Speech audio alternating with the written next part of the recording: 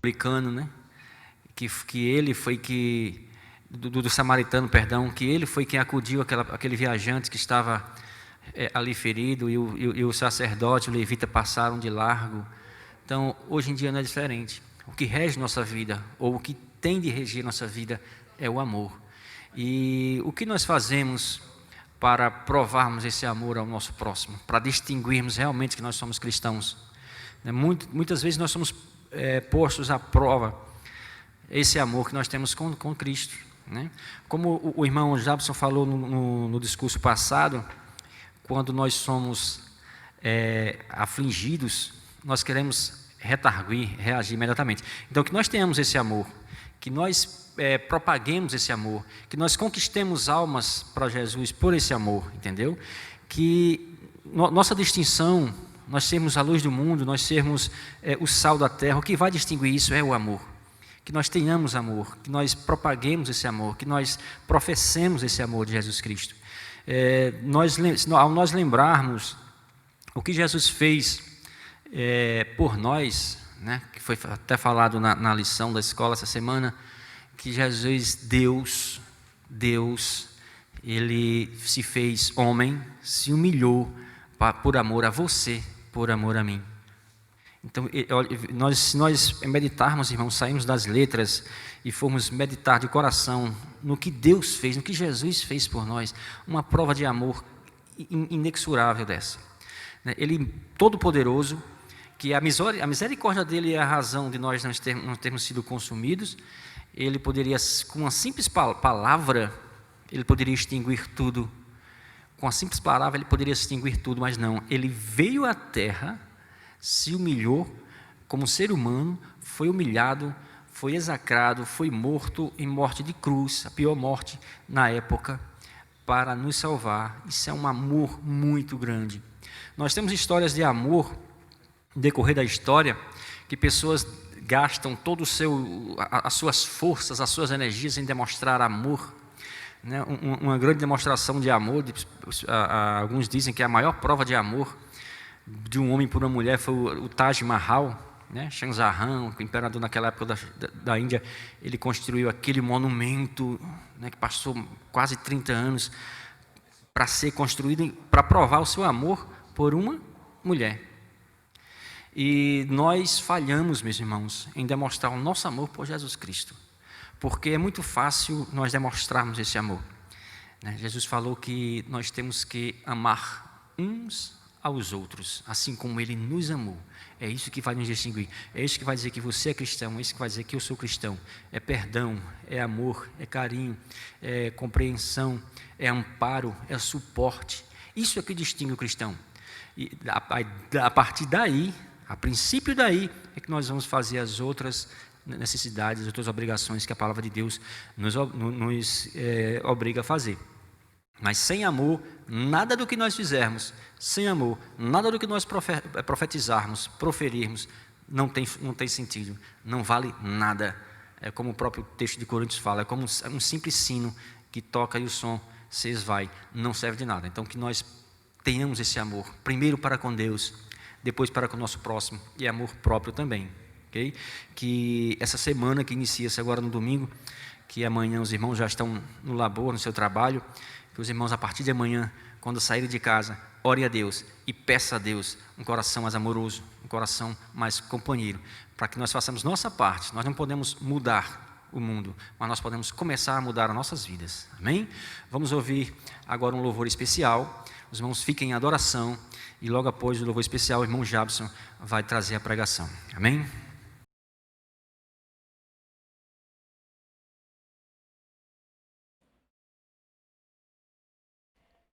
Muito boa noite mais uma vez, irmãos. Em continuidade ao serviço de cânticos a Deus, neste momento, possamos louvar a Ele e engrandecer o seu nome. Hino 70, porque Ele vive. Ativemos essa certeza em nosso coração.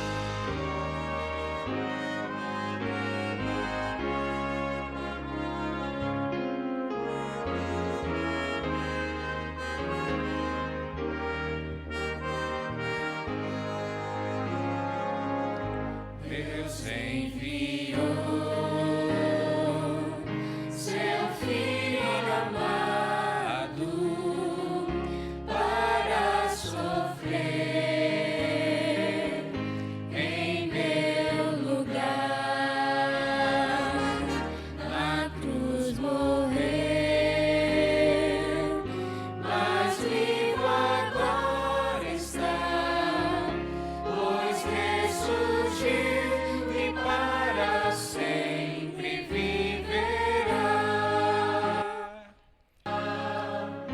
Porque Ele vive, posso crer no amanhã.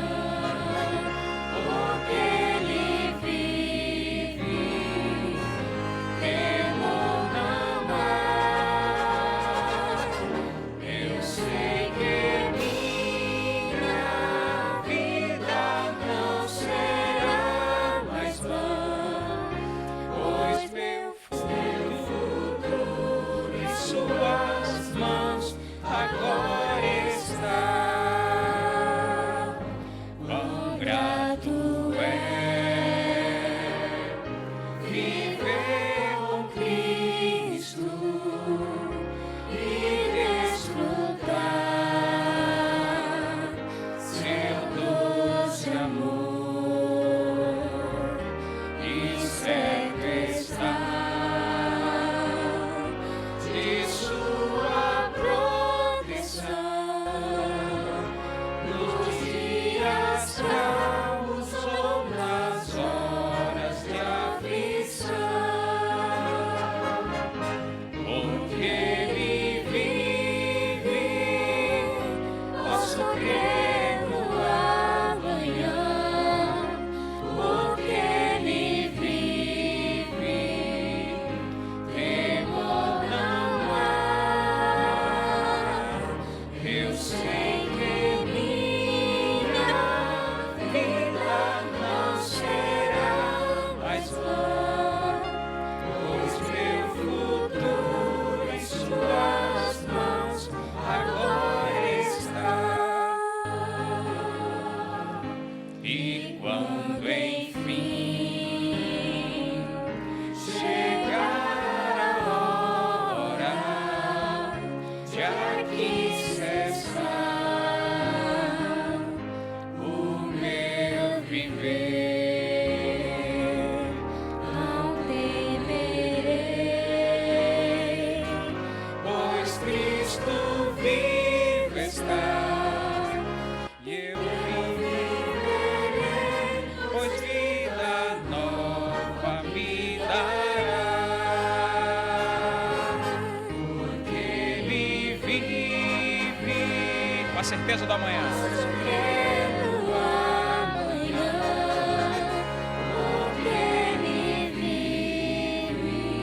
Temor algum haverá. Eu sei que minha vida não será mais vã, pois meu futuro em suas mãos agora está.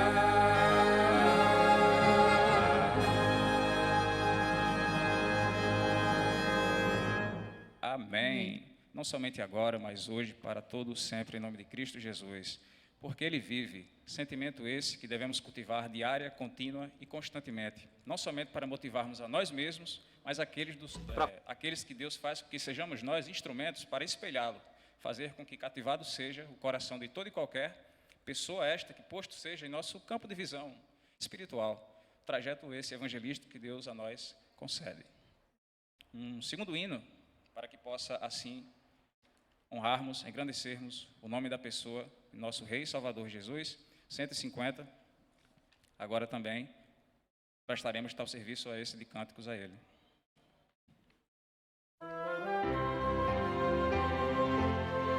Não desistir.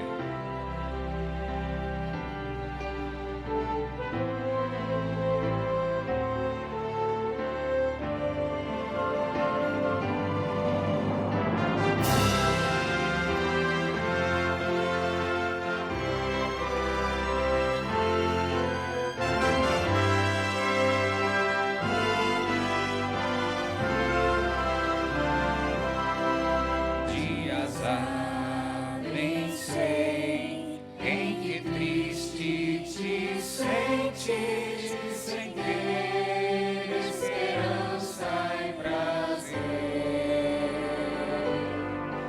Mas existe alguém que promete a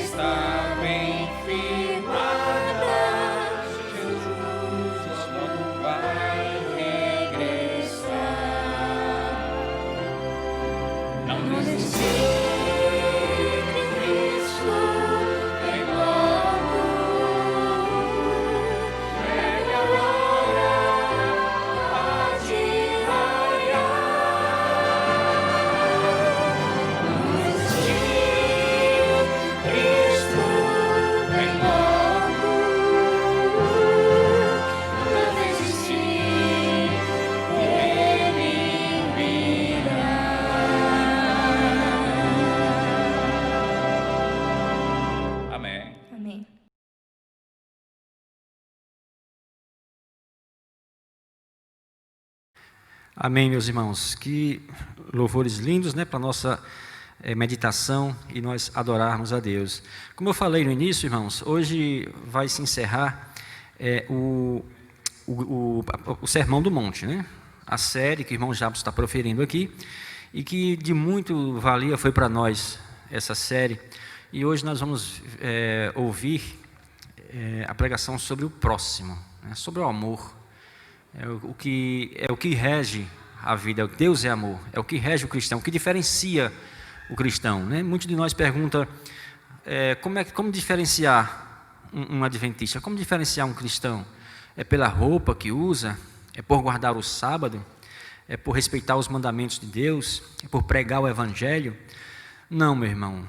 Jesus disse que distingue o discípulo é aquele que tem amor um pelo outro. Então, a distinção de quem é discípulo e quem não é, a distinção de quem é cristão e quem não é simplesmente o amor. Muitas parábolas foram faladas, que Jesus discorreu para nós no seu ministério aqui, falando sobre o amor. Quem não se lembra do sermão do publicano, né? que ele foi do samaritano, perdão, que ele foi quem acudiu aquele viajante que estava ali ferido, e o sacerdote, o levita passaram de largo. Então, hoje em dia não é diferente. O que rege nossa vida, ou o que tem de reger nossa vida, é o amor. E o que nós fazemos para provarmos esse amor ao nosso próximo, para distinguirmos realmente que nós somos cristãos? Muitas vezes nós somos postos à prova, esse amor que nós temos com Cristo, né? Como o irmão Jabson falou no discurso passado, quando nós somos afligidos, nós queremos reagir imediatamente. Então, que nós tenhamos esse amor, que nós propaguemos esse amor, que nós conquistemos almas para Jesus por esse amor, entendeu? Que nossa distinção, nós sermos a luz do mundo, nós sermos o sal da terra, o que vai distinguir isso é o amor. Que nós tenhamos amor, que nós propaguemos esse amor, que nós professemos esse amor de Jesus Cristo. Ao nós lembrarmos o que Jesus fez por nós, né, que foi até falado na lição da escola essa semana, que Jesus, Deus, Ele se fez homem, se humilhou por amor a você, por amor a mim. Então, se nós meditarmos, irmãos, saímos das letras e formos meditar de coração no que Deus fez, no que Jesus fez por nós, uma prova de amor inexorável dessa. Ele, todo-poderoso, que a misericórdia dele é a razão de nós não termos sido consumidos. Ele poderia, com uma simples palavra, ele poderia extinguir tudo. Com uma simples palavra, ele poderia extinguir tudo, mas não. Ele veio à terra, se humilhou como ser humano, foi humilhado, foi execrado, foi morto em morte de cruz, a pior morte na época, para nos salvar. Isso é um amor muito grande. Nós temos histórias de amor, no decorrer da história, que pessoas gastam todo as suas forças, as suas energias em demonstrar amor. Né? Uma grande demonstração de amor, alguns dizem que a maior prova de amor de um homem por uma mulher foi o Taj Mahal, né? Shah Jahan, o imperador naquela época da Índia, ele construiu aquele monumento, né, que passou quase 30 anos para ser construído, para provar o seu amor por uma mulher. E nós falhamos, meus irmãos, em demonstrar o nosso amor por Jesus Cristo, porque é muito fácil nós demonstrarmos esse amor. Né? Jesus falou que nós temos que amar uns aos outros, assim como Ele nos amou. É isso que vai nos distinguir. É isso que vai dizer que você é cristão, é isso que vai dizer que eu sou cristão. É perdão, é amor, é carinho, é compreensão, é amparo, é suporte. Isso é que distingue o cristão. E a partir daí, a princípio daí, é que nós vamos fazer as outras necessidades, as outras obrigações que a palavra de Deus nos obriga a fazer. Mas sem amor, nada do que nós fizermos, sem amor, nada do que nós profetizarmos, proferirmos, não tem sentido, não vale nada. É como o próprio texto de Coríntios fala, é como um simples sino que toca e o som se esvai, não serve de nada. Então que nós tenhamos esse amor, primeiro para com Deus, depois para com o nosso próximo, e amor próprio também. Okay?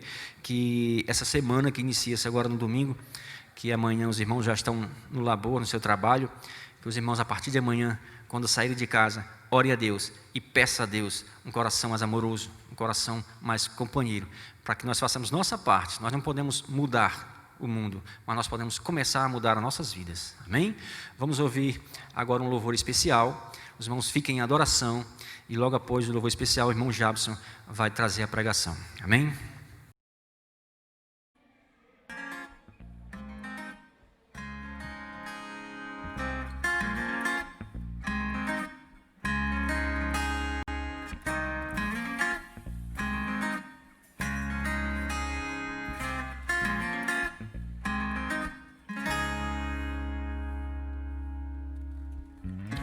Nunca fui aquele filho que você sonhou, sempre fugi do seu olhar.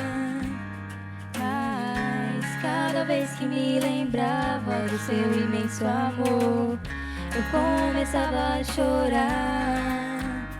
Mesmo assim, sempre me amou demais.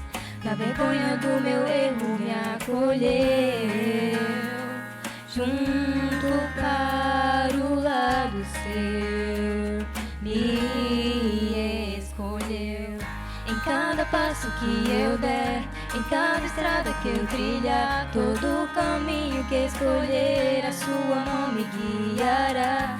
E cada vez que eu desviar, Senhor, me ajude a te encontrar, pois cada vez que me chamar, eu quero seguir.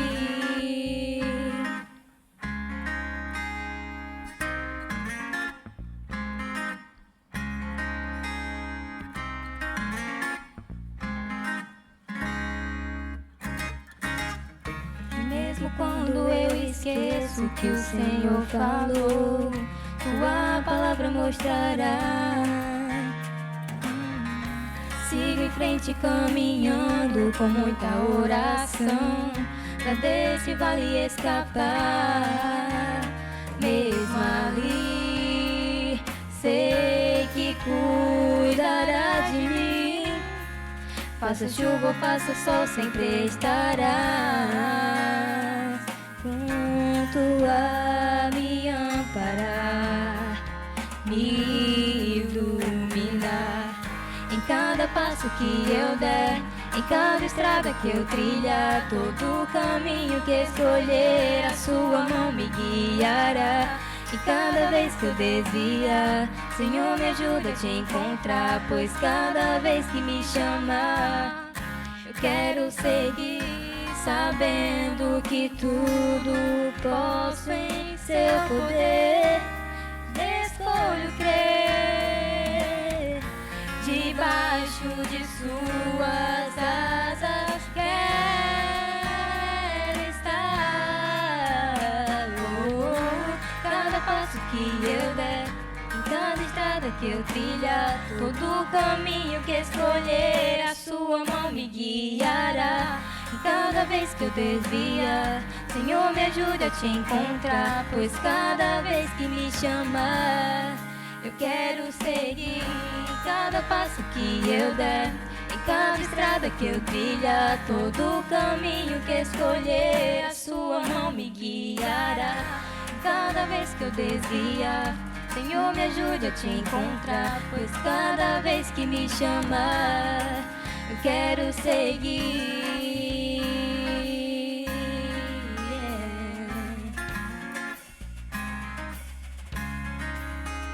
Amém. Amém.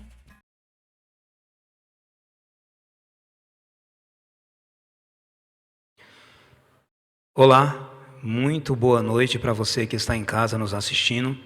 Uma feliz semana, ou melhor, um feliz início de semana, né? A semana está diante de nós e nós mais uma vez estamos aqui na casa de nosso Deus, louvando e bendizendo o seu nome. Primeiramente, eu quero agradecer muito a todos vocês que nos acompanharam, né? Tanto presencialmente como também pelo YouTube. Eu quero mandar um abraço a todos mesmo. Só que infelizmente eu não poderia citar o nome de todos, porque são muitas pessoas. Mas para você, Zezilda, para você, Carlinhos, para você, Ágata, Marcos, quantas outras pessoas aqui também, Roberto, Santina, quantas pessoas nos acompanharam em casa, um abraço muito grande. Para você também que veio aqui à igreja e assistiu presencialmente todas essas semanas, né, estudando juntos e aprendendo um pouco mais sobre o Sermão do Monte. Muito obrigado pelo carinho, pela atenção, tá bom? De fato, vocês estão no meu coração. Amo todos vocês. Muito obrigado pela atenção. Hoje nós estaremos então concluindo ou terminando aqui, né, o capítulo 5 do Sermão do Monte. Esse será o último estudo. Semana que vem será um outro estudo com outra pessoa e em um outro momento oportuno, quando possível, o pastor nos permitir, eu volto novamente com o Sermão do Monte e a gente estuda então agora o capítulo 6. Mas hoje nós vamos concluir o Sermão do Monte. E o Sermão do Monte, hoje, nós iremos concluí-lo a partir do verso 43 até o verso 48, que trata de uma antitese, né? Ou uma declaração adversativa ali que Jesus fez, ou melhor, uma das 6 declarações adversativas ou antiteses, como também é conhecida. Lembra que nós falamos delas? Hoje nós iremos então concluir todo aquilo que o Senhor iniciou lá no verso 1 do capítulo 5. Mas antes de darmos início, eu queria convidá-lo a abaixar a fronte, fechar o olho aonde você está, para que junto possamos então fazer uma breve oração e agradecer a Deus por tudo que Ele faz e tem feito em nossa vida. Feche seus olhos e oremos. Maravilhoso Deus e eterno Pai, muito obrigado, Senhor, pela vida, pela saúde, por Tua graça e por tudo que o Senhor faz e tem feito em nossas vidas. Obrigado porque até aqui o Senhor nos sustentou e nos guardou de todo mal. Dá-nos o Teu Espírito, ensina-nos, nos instrui e nos capacita. É o que Te pedimos e agradecemos em nome de Jesus. Amém. Meus amados, abra sua Bíblia no capítulo 5 de Mateus. Nós vamos tomar então do verso 43 até o verso 48. E hoje então nós estaremos concluindo o Sermão do Monte, pelo menos a parte do capítulo 5, e estaremos finalizando com a antitese ou a declaração adversativa, ou seja, aquela que exprime oposição, contraste ou ressalva acerca de alguma coisa. E não foi isso que nós viemos estudando no decorrer das semanas, aliás? Então hoje nós vamos aqui concluir a partir do verso 43 até o 48. E na minha tradução está escrito assim: ouvistes que foi dito, amarás o teu próximo e odiarás o teu inimigo. Eu, porém, vos digo, amai os vossos inimigos e orai pelos que vos perseguem, para que vos tornei filhos do vosso Pai Celeste. Porque Ele faz nascer o sol sobre maus e bons, e vir chuva sobre justos e injustos. Porque se amardes somente os que vos amam, que recompensa tereis? Não fazem os publicanos também o mesmo? E se saudardes somente vossos irmãos, O que fazeis demais? Não fazem os gentios também o mesmo? Portanto, sede vós perfeitos, como perfeito é o vosso Pai Celeste. Amém, igreja? Amém. Irmãos, eu não poderia concluir isso daqui sem fazer um resumo de tudo que nós já estudamos. Eu quero dizer a você que o Sermão do Monte, ele foi dado a mim e a você também nos dias de hoje.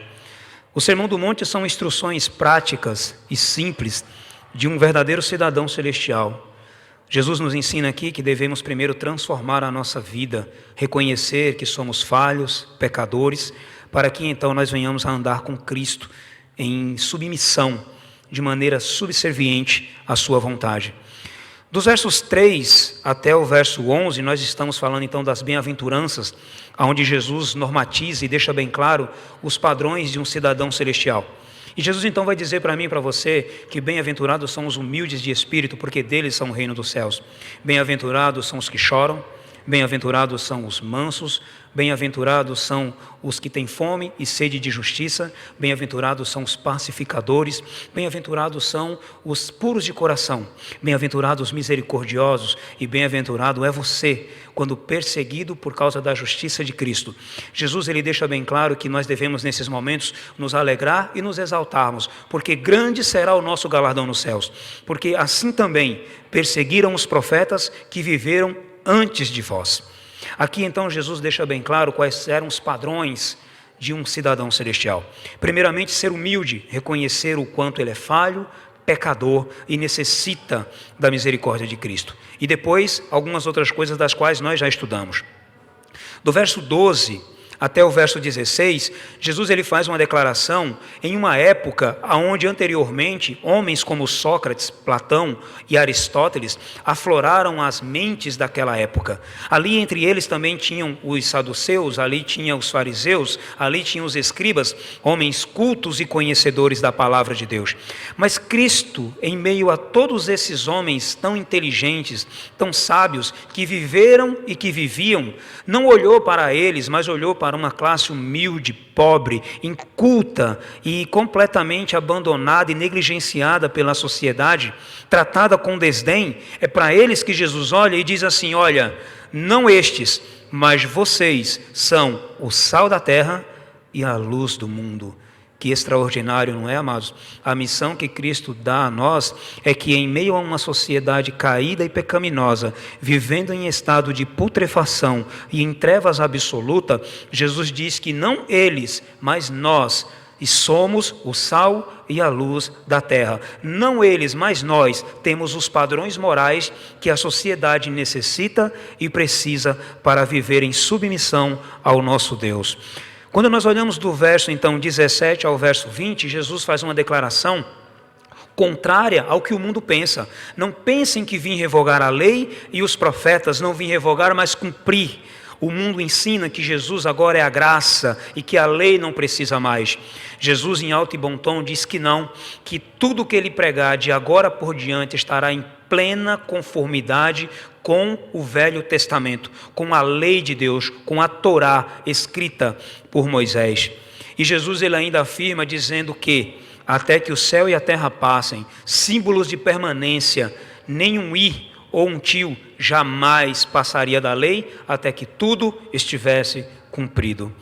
E então Jesus, dos versos 21 até os versos 26, ele vai dizer para mim e para você, meus irmãos, uma das primeiras antiteses ou declarações adversativas, aonde Jesus ele está confrontando, contrastando, entrando em oposição com os escribas e fariseus. E Jesus então vai dizer o seguinte: ouvistes que foi dito, não matarás, eu porém vos digo.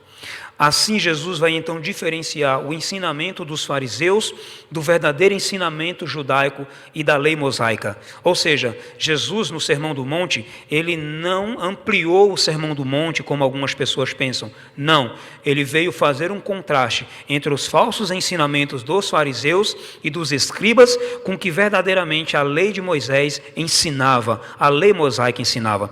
Jesus, na verdade, apenas tira aquilo que era tradição dos fariseus.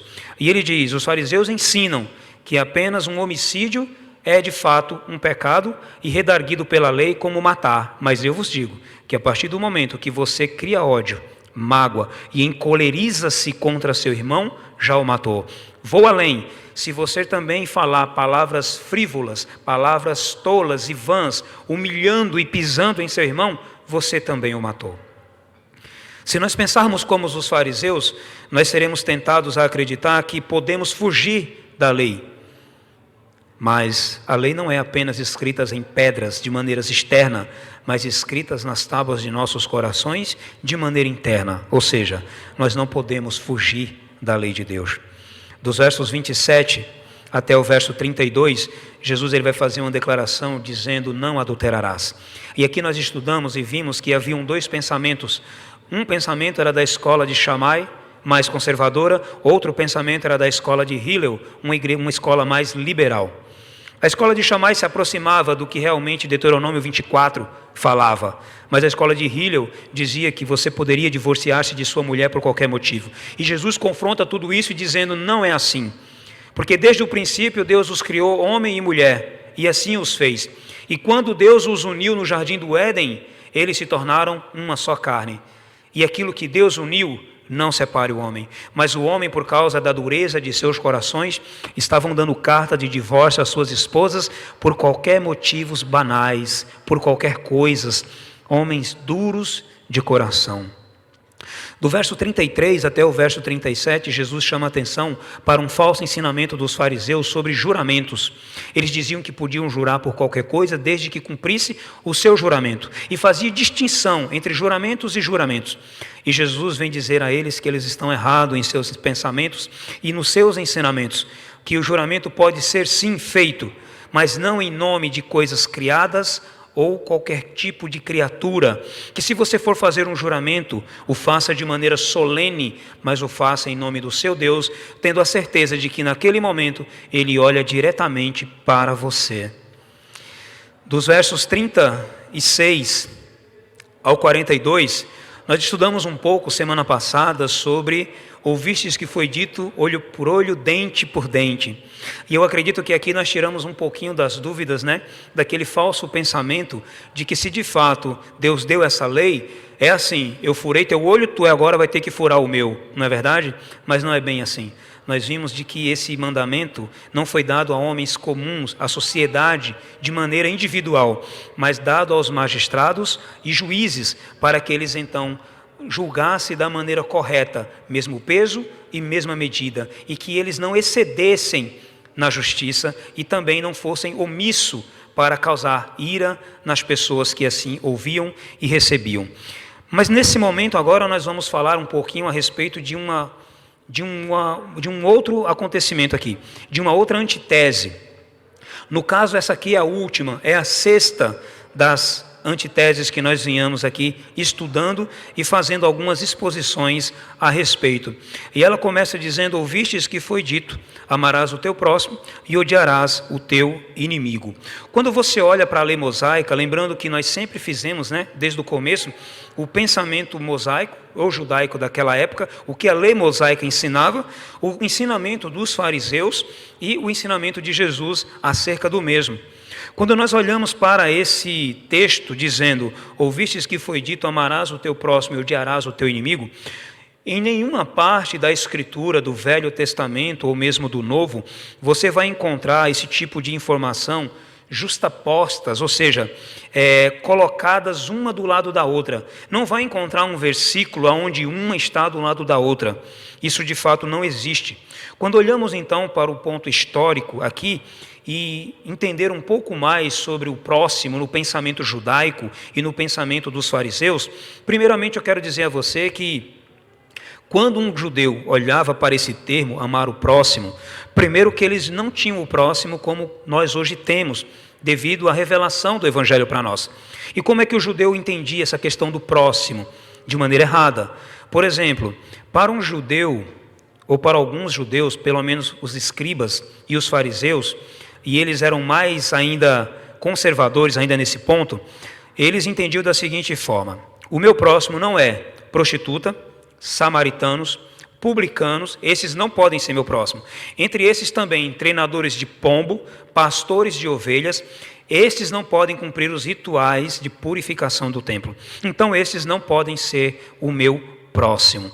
Quando nós olhamos para os fariseus, eles eram mais ferrenhos ainda nessa lista, e eles diziam que até mesmo os homens de línguas vernaculares, ou seja, simples e humildes, também eram considerados próximos. Então veja que a lista era bem complicada. Mas Jesus então, ele vai dizer para mim e para você que nós, pelo contrário, deveríamos sim amar o nosso próximo e amar o nosso inimigo também como o nosso próximo. Mas, irmãos, de onde que os fariseus tiraram então essa ideia de que as pessoas simples e humildes, ou as pessoas como ladrões, prostitutas, samaritanos, não eram considerados próximos? As pessoas gentílicas, por exemplo, as pessoas que não eram judeus. De onde os fariseus tiraram essa ideia? Possivelmente dos salmos imprecatórios. E o que seriam os salmos imprecatórios? São salmos que lançam maldições e desgraças. Você vai encontrar no Salmo 7, 12, no 35, 58, 59 e quantos outros salmos aí você vai encontrar falando a respeito. Mas o que seriam salmos imprecatórios, irmãos? Eles são algumas injunções inteiramente judiciais, jamais direcionadas ou aplicadas a indivíduos. Então, quando você se deparar com um salmo imprecatório, ali ele não está falando de um indivíduo em particular, mas está se referindo a nação como um todo, ou um salmo inteiramente judicial, tá? Jamais dirigido a uma pessoa ou a um indivíduo em particular, ok? Nos salmos imprecatórios fala-se da glória de Deus e como ao se referir supostamente a si mesmo, o salmista na realidade falava da nação e do povo. Quando você olha para um salmo imprecatório, ele na verdade ele fala da glória de Deus. E quando você vê o salmista ali aparentemente falando de si mesmo, ele não está falando dele, mas falando da nação judaica, do povo judaico. A honra de Deus estava ali em foco, e o zelo do salmista pela casa de Deus e pelo seu povo motivava e impressionava-o a escrever da maneira como nós encontramos ali. Mas lembrando que aquilo ali é, na verdade, como é que eu posso dizer, injunções inteiramente judiciais, não é algo direcionado a um indivíduo em particular. As pessoas pensam que por Deus ser amor, jamais castiga, e não se importando se o homem está preso ao pecado ou não. Infelizmente nós ainda cometemos o erro de pensar que porque Deus é amor, Ele não é justiça, que porque Ele é amor, Ele não terá um juízo sobre os pecadores. Se assim o fosse, irmãos, se realmente Deus é amor, e Ele é tão bonzinho, e Ele não vai condenar ninguém, como as pessoas pensam, o que nós diríamos então de Caim? O que nós diríamos então do povo antediluviano? O que nós diríamos então de Sodoma, Gomorra, Adma, Zeboim? O que nós diríamos dessas cidades? O que diríamos dos israelitas que foram obstinados e que foram recalcitrantes quanto à vontade de Deus? E Deus os castigou. Também para os povos, os moabitas, os amorreus, os medianitas, haviam rejeitado deliberadamente a Deus. Todos esses povos que citei rejeitaram deliberadamente a Deus. E Deus, na qualidade de juiz, proferiu juízo contra eles. O que nós estamos vendo ali é Deus, na sua posição de juiz, proferindo juízo contra nações rebeldes. Mas Deus, em sua infinita misericórdia, derrama chuva sobre maus e bons, e faz nascer o seu sol sobre injustos e injustos, até mesmo contra aqueles que o odeiam e o desafiam. Que amor que amor grandioso, né, irmãos? Jesus, então, aqui ele nos coloca diante de uma frase que ao meu e ao teu olho seria impossível. Ele diz: amai os vossos inimigos. Totalmente oposto ao ensinamento dos fariseus. Os fariseus diziam: amai o seu próximo. Lembrando que na mente do fariseu, as pessoas mais pobres, mais humildes de seu próprio povo, não era considerado próximo. Na mente do judeu e dos fariseus e escribas, treinadores de pombo, pastores de ovelha, prostitutas, samaritanos, publicanos e o povo gentil também não era próximo. E ele diz então aqui: amai o próximo e odiai o seu inimigo. Do ponto de vista humano, de fato é impossível isso, na verdade, de fato isso é impossível. Se nós olharmos pelo nosso lado carnal, isso é impossível. Seria uma tolice isso daqui. Mas se isso aqui for impossível, então Jesus está nos pedindo algo tolo, algo que não é possível. E Jesus não é o tipo do homem que não conhece. Ele conhece a cultura, ele conhece o povo, ele conhece o ser humano, e ele sabe exatamente o que é possível e o que não é possível. E Jesus não pede aquilo para nós que não é possível. Se ele disse aqui que nós devemos amar o nosso inimigo, é porque é possível amar o nosso inimigo. Mas isso, na verdade, só será possível quando o Espírito de Deus habitar em nós e conduzir o homem natural a morrer para seus próprios interesses. Enquanto nós, como homens naturais, estivermos vivendo baseado em nossos próprios interesses e vontades, é impossível, de fato, para nós cumprirmos tal mandamento. Apenas aqueles que nascem de novo, com o auxílio do Espírito de Deus, podem cumprir tal mandamento. Jesus aqui nos ensina, ou Jesus aqui nos faz algumas exigências, se assim posso dizer. E qual é a exigência que Jesus começa fazendo a partir do verso 38? Ele diz primeiro para mim e para você: olha, vocês ouviram que foi dito olho por olho, mas eu estou dizendo para vocês que não é assim. Eu digo a vocês que se lhe baterem na face direita, ofereçam-lhe a outra. Eu digo a vocês que se alguém pleitear contigo e tentar tirar-te a tua túnica, a roupa de dentro, de baixo, larga-lhe também a capa, a de cima. Eu quero dizer a você, meu filho, que não é olho por olho, mas se alguém, um oficial, lhe incomodar e lhe mandar caminhar 1 milha, vá com ele 2, dê a quem lhe pede e não desvie daquele que necessita e daquele que quer que lhe empreste. É o que Cristo está dizendo para mim e para você. Mas aqui agora, irmãos, Jesus vai muito além disso, né? Jesus aqui, ele vai muito além e ele nos choca dizendo: amem vossos inimigos.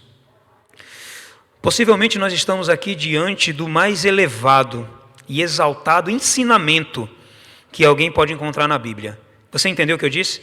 Possivelmente aqui, ao Jesus dizer: amem os seus inimigos, estamos diante do mais exaltado e elevado ensinamento que nós podemos encontrar na Bíblia. E por que estou dizendo isso? Porque nós acreditamos que isso não é possível. E muitas vezes fazemos Jesus de tolo ao dizer tais palavras. Em um tom elevadíssimo, Jesus nos convida a sermos perfeitos como Ele. Em um tom elevadíssimo, Ele convida você a viver de maneira elevada, ou em um tom elevadíssimo e perfeito como Ele. Nesse mundo há pessoas iníquas, irmãos, injustas, e Deus lhes envia sol e chuva. E muitas vezes a colheita do perverso, do mal, do iníquo e desses homens maus são mais ricas e mais prósperas do que dos homens bons. Você já percebeu isso já? Devido ao tempo eu não vou entrar em muitos detalhes, mas se você olhar para o Salmo 73, você vai ver que Asaf já passou por uma situação assim, onde Asaf verificou que o homem ímpio, ele prospera, e ele vive muito bem, e ele não se preocupa com absolutamente nada, e que ele tem gordura de sobra, mas que ele na verdade está magro. E então, como é que nós podemos entender tudo isso? Deus, em sua infinita misericórdia, derrama sol e chuva sobre o povo, seja ele bom ou seja ele ruim. O que eu quero dizer a você aqui, meu amado, é que Deus não trata as pessoas conforme aquilo que são ou fazem a Ele. Deus não nos trata conforme aquilo que somos ou como tratamos Deus, não. E por que Deus é assim, irmãos? Simples, porque a causa do amor de Deus por mim e por você não está em nós, mas nele mesmo.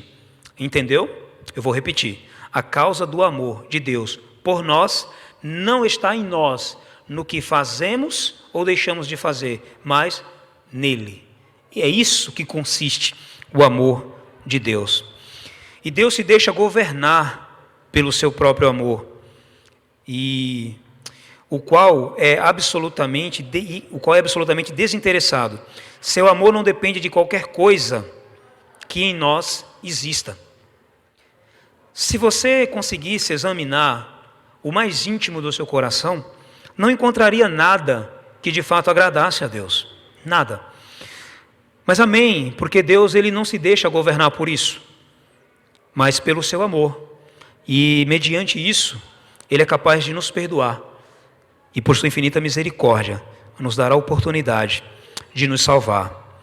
Nós não deveríamos nos aborrecer, irar ou perder o controle com o que fazem contra nós, mas sermos capazes de ver além do que está por trás. Deus está dizendo para nós aqui que Ele nos ama, independente daquilo que fazemos ou deixamos de fazer. Deus está dizendo que o amor dEle por nós não está em nós, mas nele próprio. E Ele se deixa governar por tal amor. Mas nós muitas vezes só amamos as pessoas baseado naquilo que elas fazem por nós.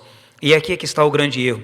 E nós deveríamos não mais nos aborrecermos com tudo aquilo que fazem contra nós, mas deveríamos ver, sim, o que está por trás de tudo isso.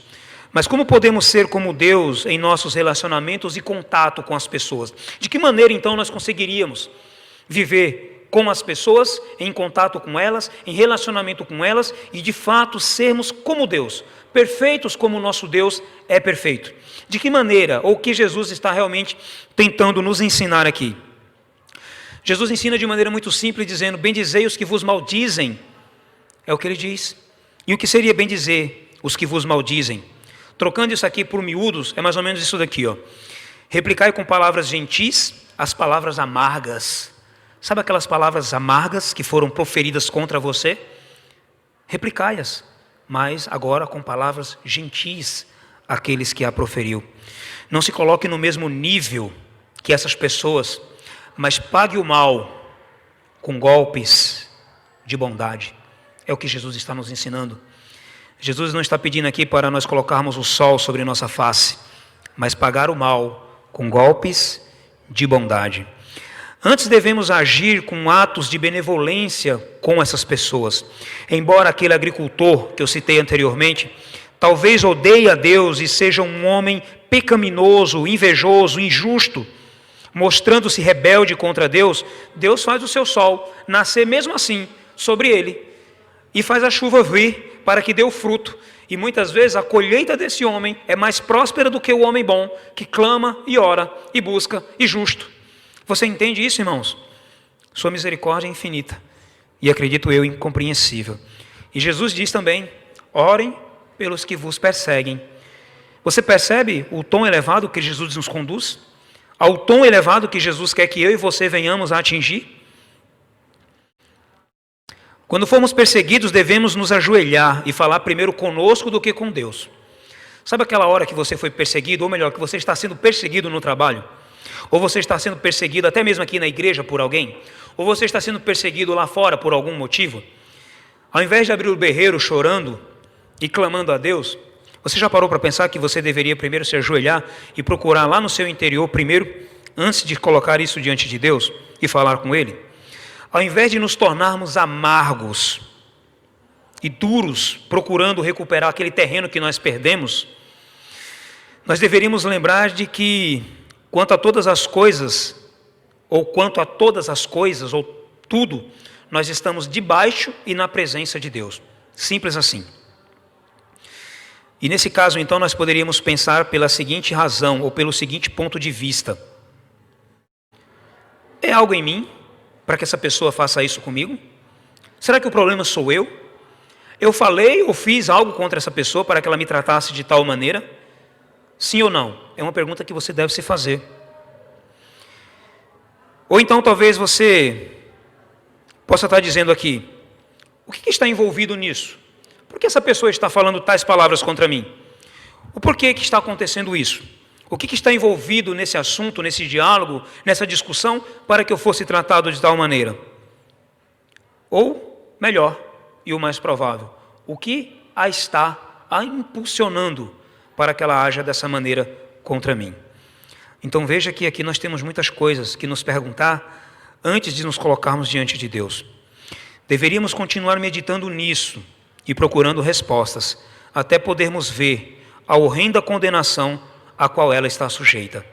Quando vemos essas pessoas, irmãos, perdidas, muitas vezes guiadas por Satanás, fazendo mal às outras pessoas, devemos nos perguntar tais coisas, e então meditar nisso, e conseguirmos ver que essas pessoas estão caminhando para a sua destruição, e para a sua perdição. E ao vermos isso, finalmente, deveríamos ficar entristecidos, e assim sendo, nós venhamos orar e interceder por elas. Você entendeu, irmãos? Medite primeiro nas causas. Medite no fato de que essa pessoa pode estar sendo usada. Medite no fato de que essa pessoa pode estar caminhando para a destruição. E aí, quando você entender tudo isso, você então, irmão, compreendendo tudo isso, ore para que Deus venha interceder por ela. Ou melhor, ore e interceda por ela diante de Deus.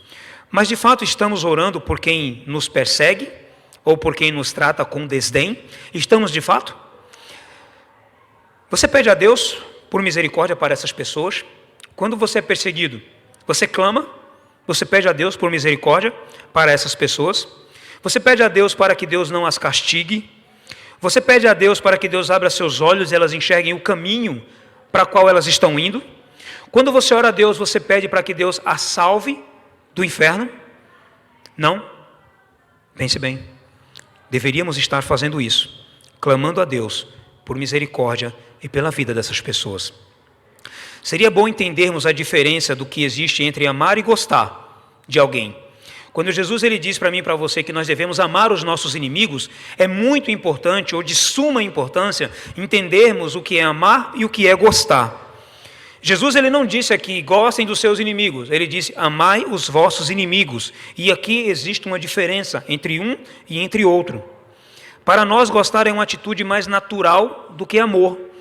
Não é verdade? Gostar de alguém é algo mais natural do que amar.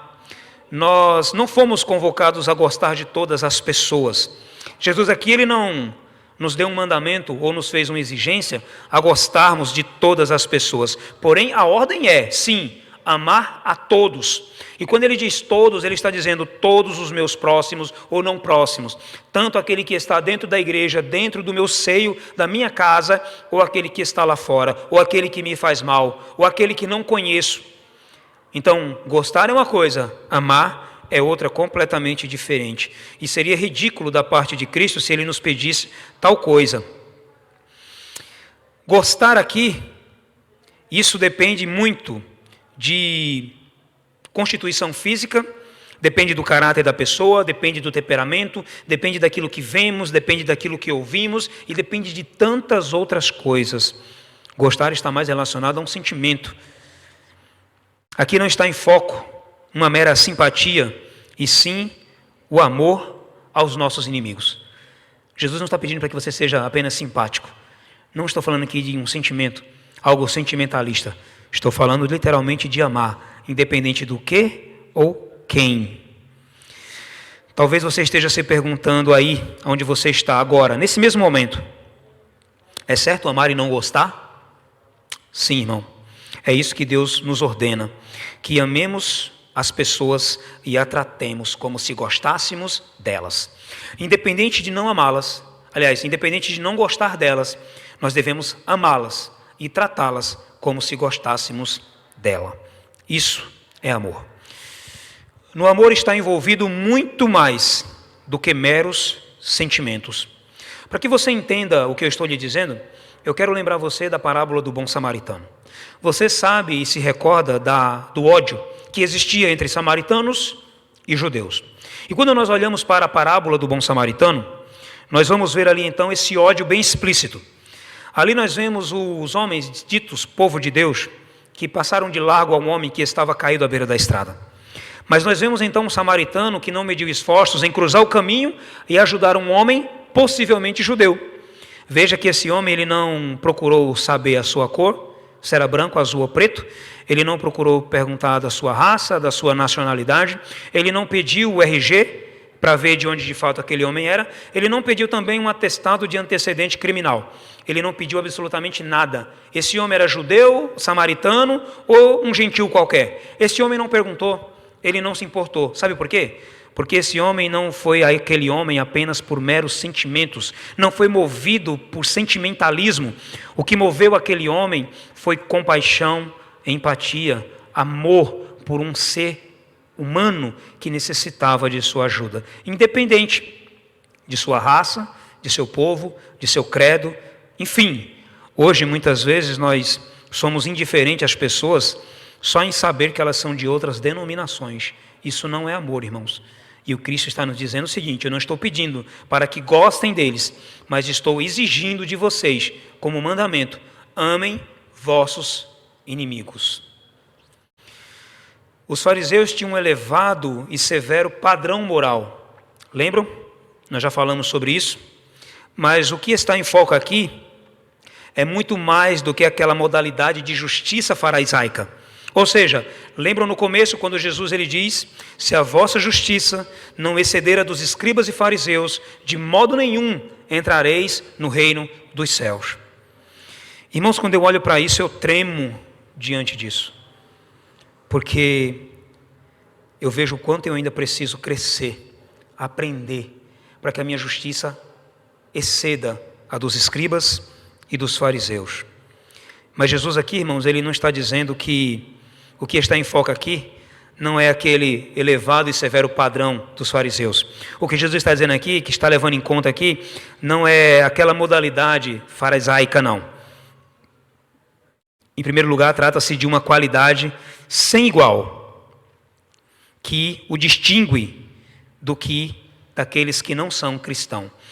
Jesus ele pega você e exige que você seja elevado, ou pede para que você seja elevado a um nível elevado de padrão, e que o distingua de todos aqueles que não são cristãos.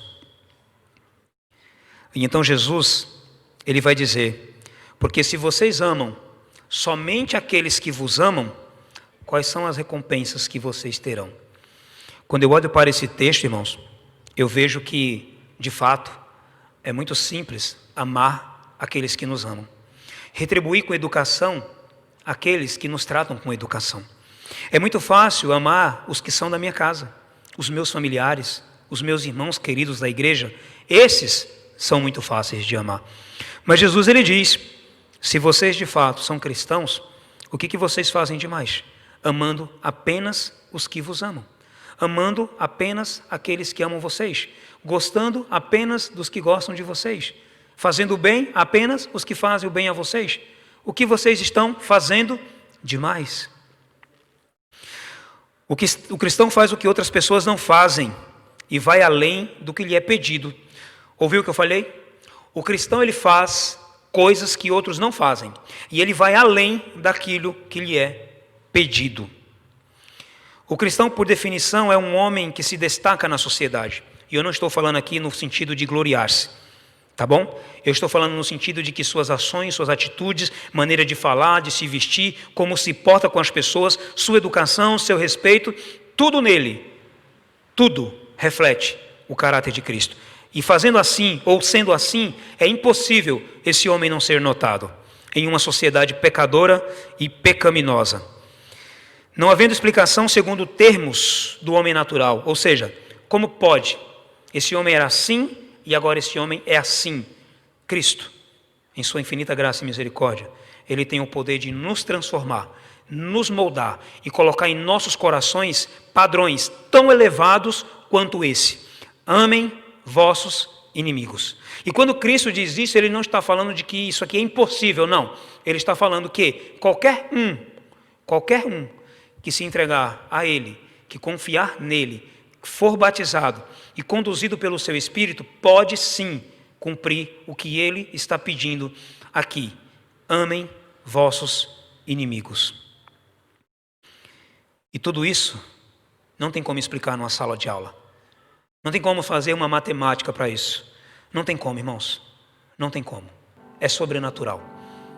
Cristo causa tudo isso em nosso coração. Jesus disse aos fariseus: porque se a vossa justiça não exceder a deles, os fariseus, escutem, jamais entrarão no reino dos céus. Não minta para você, irmão. Não minta para você que sentar nos bancos dessa igreja e ficar obeso de conhecimento vai te levar para o céu. Jesus está me chamando e chamando você para um elevado e exaltado nível E mediante tudo isso que nós aprendemos no decorrer dessas semanas, eles dizem, amem o próximo e odeiem os inimigos. Mas eu digo a vocês, amem o vosso próximo e orem pelos que vos perseguem. Amai vossos inimigos. Jesus me chama e chama você para que nós venhamos verdadeiramente ser sal e luz sobre essa terra. E o que se espera de nós cristãos é que nós tenhamos um caráter ímpar sobre a sociedade. E mais que isso, eles esperam que eu e você sejamos semelhantes ao nosso Senhor Jesus Cristo. E quando Jesus termina no verso 48 dizendo, sede vós perfeitos, como perfeito é o vosso Pai Celeste, Jesus não estava dizendo aqui que você deveria ser perfeito como Deus, porque isso é impossível. Mas Jesus está dizendo que naquilo que se diz respeito ao caráter, eu e você deveríamos ser perfeitos. Jesus está dizendo que para ser perfeito como Deus, nós deveríamos sim, muitas vezes, virar a face de esquerda para que seja batida. Quando quiserem roubar nossa túnica, devemos sim largar a capa. Quando nos obrigarem a caminhar uma milha, vamos 2. Quando vierem a nós nos pedir, não desviemos dele, mas lhe emprestemos. Vamos tratar aquelas pessoas que são ruins conosco com amor, carinho. Jesus não está pedindo para gostar, para tratar com amor. Fazer o bem mesmo a quem nos fazem o mal. E quando nós estivermos fazendo o bem, orando pelos que nos perseguem, mesmo com aqueles que nos fazem o mal, aí sim nós estaremos sendo perfeitos, como perfeito é o nosso Senhor e Salvador Jesus.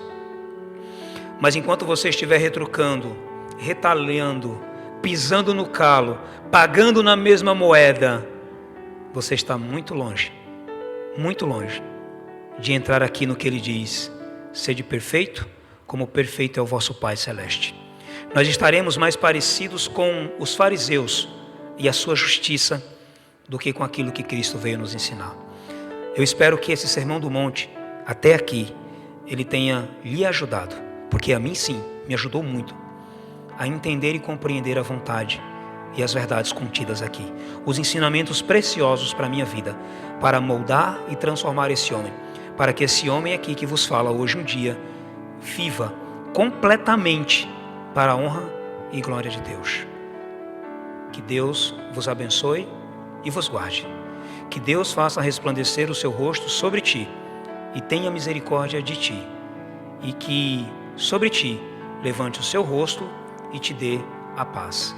Nesse momento eu quero convidá-lo a fechar os olhos e fazermos uma breve oração.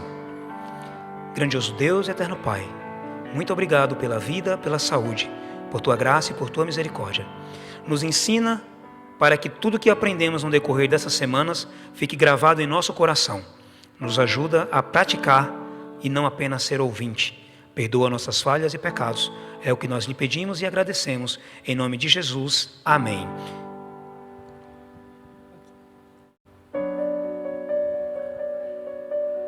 Amém, Jabson, que Deus abençoe você. Os que estão em casa, uma feliz semana. Lembrando que na quarta-feira, às 6 horas da noite, nós estamos aqui esperando por você, tanto na igreja quanto também no YouTube. Então não perca, se inscreva no canal, ligue a notificação e uma feliz semana. Deus abençoe cada um de vocês.